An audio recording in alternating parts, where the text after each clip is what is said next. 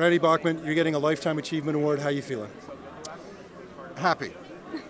Nice to be getting it. Nice to get recognized. Nice to be here with all the great Canadian music creators. You know, you've just released an album that's kind of a guitar player's dream, heavy blues, and yet here you are, in a way, being recognized as a songwriter, which doesn't happen maybe that often. So how are you feeling about that kind of thing? Well, I've said this in a couple of interviews. I've written a lot of songs. No one has ever recorded a song of mine until I recorded it first. So out of survival, writing songs, I ended up in a band called The Guess Who and got Burton Cummings to sing the songs, and then in BTO with Fred Turner, and then other people cover them.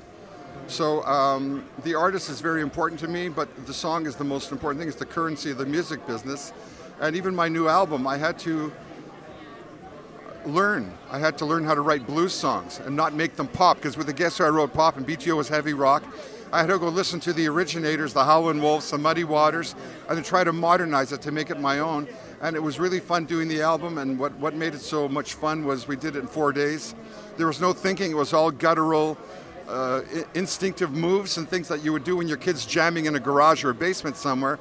So it was all very instantaneous and then it's full of mistakes, but it's full of great energy and vibes and everything rather than a computerized piece of perfection, which I also can do, but it's not as much fun. It takes too long.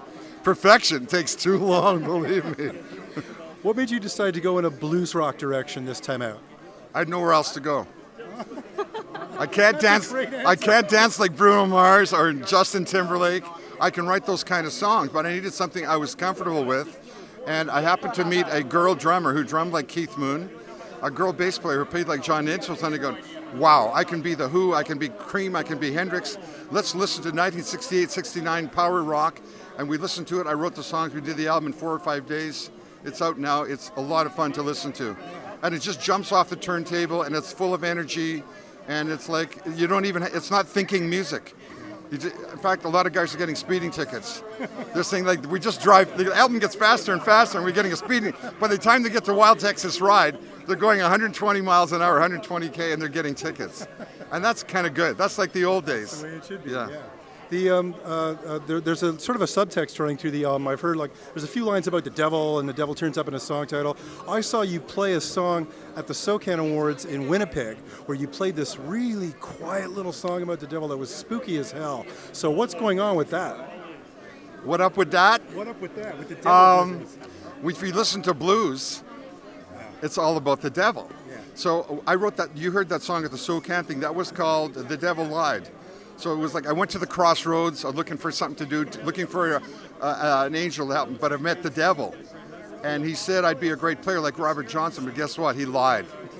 And I don't play the blues that good. So that was kind of a tongue-in-cheek, me going to the crossroads. But everybody, John Mayer, Eric Clapton, they've all gone to the crossroads, down south, the Delta, the Mississippi, Missouri, those kind of things, to get the vibe. And there's still a vibe there. And I needed that vibe on my album. I listened to so many old 78s and 45s I had of Jimmy Reed and Howlin' Wolf and things like that, just to get the vibe.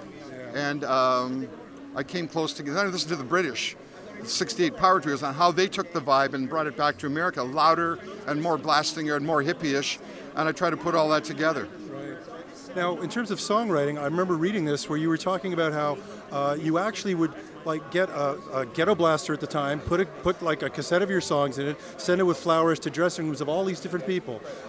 Just go through the list briefly here. Neil Diamond, Barbra Streisand, Celine Dion, Mariah Carey, Sheena Easton, trying to get these people to get Tina Turner to get these songs. How do you get songs out? Well, she was with me. She was a little kid. We went to the Sheena Easton show in Vancouver.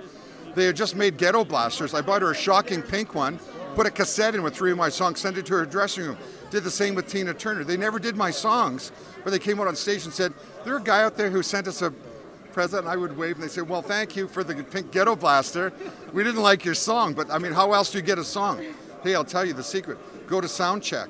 Security doesn't start till 6 at night. You go 2 or 3 in the afternoon, guys are loading in, you walk in, you make yourself a laminate out of their album cover or a cassette, and you walk right in and you meet Garth Brooks or somebody and Celine Dion and give them a song. Other than that, what advice would you have for young members starting out today, SOCAN members? First of all, it's not the kind of thing you could do like being a band or a performer for fun or for the party, because you wake up, the party's over. If it's your passion and your gift of why you're born is to make music, you just do it and do it and do it and do it. And if you get lucky, you make a living. You get real lucky, you make 2 livings. You know what I mean? You get better. So you do it out of the passion. Some of the greatest, the 4 greatest days you could remember in your life are when you were born, when you realized why you were born, the purpose you were born, when you come to fulfill that realization, when you find somebody you love and loves you back, then you die. Life over.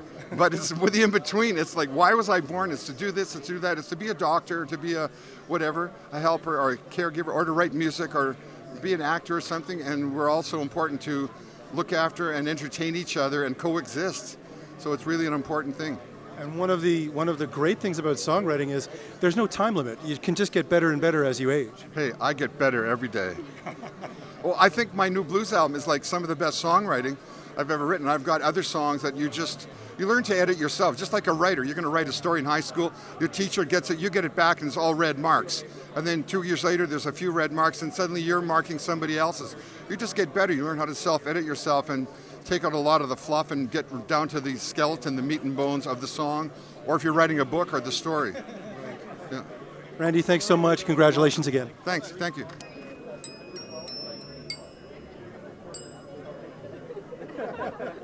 Sing along. Ding, ding, ding, ding, ding.